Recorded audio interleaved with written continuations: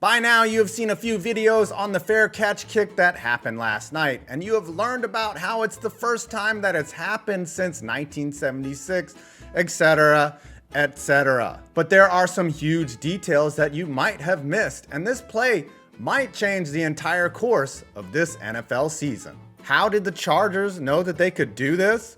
What would have happened if Dicker had missed it? What even allowed it to happen? And how does this one play impact the rest of the entire NFL?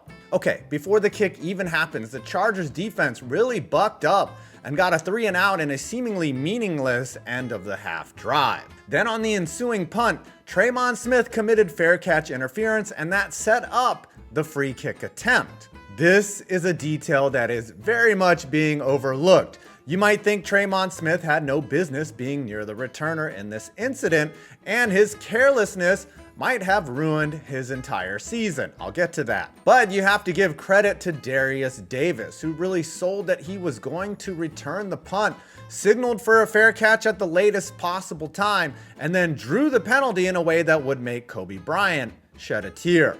A return of any yards would have been bad for the Broncos, and they were really cognizant of a run back, but instead they made it much worse. Oh wait, we're forgetting something. Time was already expired. They should have just let him return it and tackle him, or let him just catch it. This was a very stupid play by Smith. So after a punt was fielded at their own 38 with the penalty, the ball was moved into Bronco territory and the fair catch kick was elected by the Chargers. But how did Jim Harbaugh know that he could do this when Brandon Perna has never heard of this rule? What the fuck is this rule? Because he had already tried it once before. In 2013 in a game versus the Rams, Harbaugh elected for a fair catch kick and a 71-yard attempt by Phil Dawson, which he missed. This is some Bill Belichick type shit. Dude specifically came back to the NFL so he could pull off this one play that's rarer than a mentally stable single woman over the age of 30 with no kids. Buddy has been thinking about it for a decade. Even more rich, the Chargers practice this scenario as every Friday, Dicker the kicker goes out there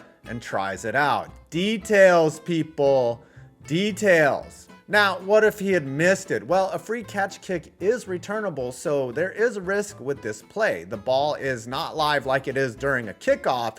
Even though it's called a free kick, it's technically not. It's its own type of kick, a fair catch kick, duh. Since there was no time on the clock, the risk was mitigated in the fact that if Dicker had missed the kick, the Broncos would have had a play from the missed spot, which would have been 1st and 10 from the Broncos 47, which might have allowed them to attempt a Hail Mary. But that point is moot. What isn't moot was the massive momentum swing caused by this kick that allowed this to become a one-possession game, and ultimately the Chargers came roaring back in the second half to win 34-27 and tilt the entire AFC playoff picture. The Chargers are now the 6th seed, the Broncos failed to clinch a playoff spot, and the Bengals, who would have been eliminated, almost control their own destiny as they have to just beat the sorry-ass Browns and then get a head-to-head matchup with the Broncos in Week 17. The Colts, though their odds are long, also stayed alive. And all because of a rarely used NFL rule. I guess the devil magic